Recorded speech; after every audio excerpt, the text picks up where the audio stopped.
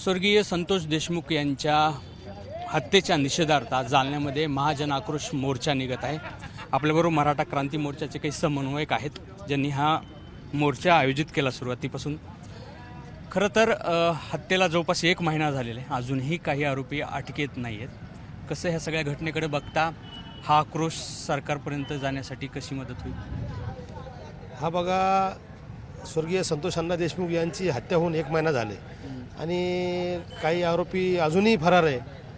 त्याच अनुषंगाने राज्यभरामध्ये प्रत्येक जिल्ह्यामध्ये हा महाजन आक्रोश मोर्चाचं आयोजन केलं आणि ह्या महाजन आक्रोश मोर्चाच्या माध्यमातून राज्य शासनाला एक दबाव निर्माण करण्याचं काम सर्व जाती धर्मातील, मराठा समाज नव्हे तर सर्व जाती धर्मातील सर्व संघटनेतील लोक की राज्य शासन असेल, गृह शाखा असेल, यांनी या जो फरार आरोपी याला तात्काळ अटक करण्यात यावं।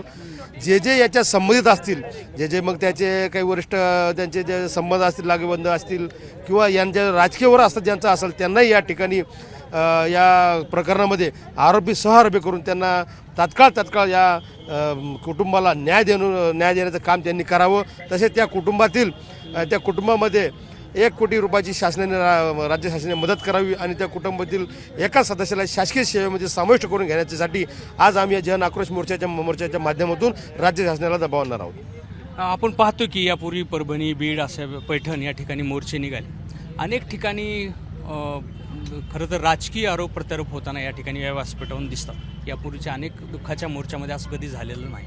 हे बघा, आता जे कोणी राजकीय त्यांचं ते राजकीय याच्या फायद्यासाठी करत असेल ते आम्हाला याच्याशी घेणं देणं नाही। आम्ही झाले 20 वर्ष आम्ही सामाजिक काम करतो। आम्ही जे अन्यायाच्या विरोधात काम करणारे सगळे समन्वयक आहेत।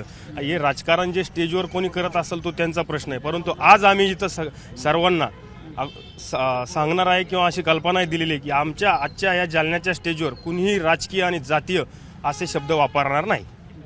काही नेत्यांना देखील टार्गेट केलं जातं, अर्थात नाव घेऊन आहे ते आमचं तर इथं म्हणणं आहे की आम्ही कोणाचंही असं जे तुम्ही स्वतःच्या राजकीय फायद्यासाठी किंवा कोणी स्वतःची TRP जर वाढवण्यासाठी जर कोणी जातीय आणि राजकीय जर बोलत असेल तर आम्ही त्यांना आज इथं बोलू देणार नाही। पण ह्या सगळ्या वक्तव्यामुळे कुठेतरी तपासावर परिणाम होईल का? तशा प्रकारची संविधान कधी ते नष्ट किंवा बोथट होत आहे का? शिट्ट्या वाजणं, डायलॉगबाजी करणं?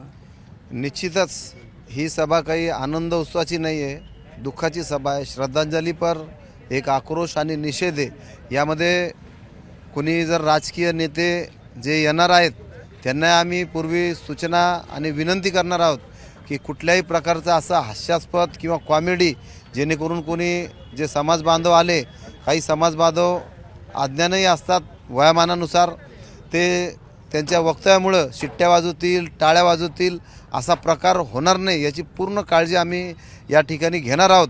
आणि जे मान्यवर या ठिकाणी वक्तृत्व करणारे, मनोगत व्यक्त करणारे, त्यांना अशी सक्त ताकीद करणारे की कोणत्याही एका जातीला किंवा कोणत्याही एका व्यक्तीला टार्गेट करण्यापेक्षा ज्या आरोपी ज्यांच्याकडून हा कृत्य झालं अशावर कडक शिक्षा झाली पाहिजे, फाशी शिक्षा झाली पाहिजे। त्यांच्याबद्दलच बोला, विनाकारण कोणत्या राजकारणाबद्दल बोलू नका। मग ते सत्तेतील असेल किंवा विरोधातील असेल, यांचं राजकारण करायचं आहे आणि मराठवाडा पेटवायचा आहे। कोणत्या ना कोणत्या माध्यमातून मराठवाड्याचं वातावरण गढूळ करून आपला हेतू साध्य करण्यासाठी हे लोक प्रयत्नशील असतात। यांना कोणत्या जातीचा किंवा कोणत्या माणुसकीच्या भावनेचा विचारापेक्षाही यांच्यासाठी राजकारण महत्त्वाचं आहे, यावरून हे दिसून येतं। बरं, कुठेतरी जाती स्वरूप दिलं जाते का? त्याच्यामुळे कुठेतरी संविधानहीन किंवा बोथट अशी प्रक्रिया चालू आहे का? असं काही वाटतं का? तपासावर काही परिणाम होतो? आता कसं आहे माहिती आहे का, हे जे व्यासपीठ आहे हे लोकसभेचं व्यासपीठ आहे। याच्यावर कोणी राजकारण करू नये, राजकारणासंदर्भात बोलू नये। आणि राहिला प्रश्न आरोपीला कठोरात कठोर शासन झालं पाहिजे, याच्याकडे सर्वांनी लक्ष द्यावं। आणि कसं आहे, ह्यामध्ये जर पाहिलं तर सगळ्या समाजाचा ह्या मोर्चाला पाठिंबा आहे, त्यामुळे कुठंही जातीय वाद होईल असं आमची आचारसंहिता तशी आजची मोर्चाची की आचारसंहितेमध्ये आम्ही प्रामुख्याने मुद्दे टाकलेले, कोण्या जातीय निर्मूलन अशी कोणी घोषणा देऊ नये, कोणी भाषणबाजी करू नये, हे असं आम्ही मोर्चाची आचारसंहिता ठरवलेली आहे। बरं, आज व्यासपीठावर असं काही होणार नाही असं तुम्ही काही सूचना दिलेल्या आहेत? व्यासपीठावर जशी आचारसंहिता करेल तशी आम्ही सर्व मान्यवर जे येतील त्यांना ती आचारसंहिताचे पान देईल, ते त्याच्या आचारसंहिता वाचून त्याच्यावर पालन करतील ही आमची त्या मान्यवराकडून अपेक्षा राहील। परंतु हे कोणत्याही जाती धर्मावर कोणत्याही विषय नाही. हे आरोपीला कोणतीही जात नसते. ही सर्वात मोठी सगळ्या मान्यवराला पहिली मी तुमच्या माध्यमातून सूचना करतो, त्यांनी फक्त आरोपी विरुद्ध जे गुन्हेगार आहे गुन्हेगाराविरुद्धच बोलावे आणि जे त्यांना समजा सपोर्टिंगला आहे त्याचे नाव न घेता त्यांना जसा कसा तपास लावता येईल, गृहमंत्र्याला टार्गेट करावं, मुख्यमंत्र्याला टार्गेट करावं, त्यांना तपासा माध्यमातून त्याला बोलावं. एकूणच जालन्याच्या मोर्चाचं हे की वेगळे पण म्हणावं लागेल की या ठिकाणी कुठल्याही प्रकारे राजकीय स्टेटमेंट किंवा जातीविरोधात बोलू नये आणि राजकीय उष्ट करण्याचा प्रयत्न करू नये, अशा प्रकारे ह्या संपूर्ण आयोजकांचं मत आहे. आणि अर्थात तशा सूचना देखील त्यांनी संबंधितांना व्यासपीठावर येणाऱ्या वक्त्यांना केलेल्या आहेत. रवी मुंडे, एबीपी माझा, जालना. एबीपी माझा, उघडा डोळे बघा नीट.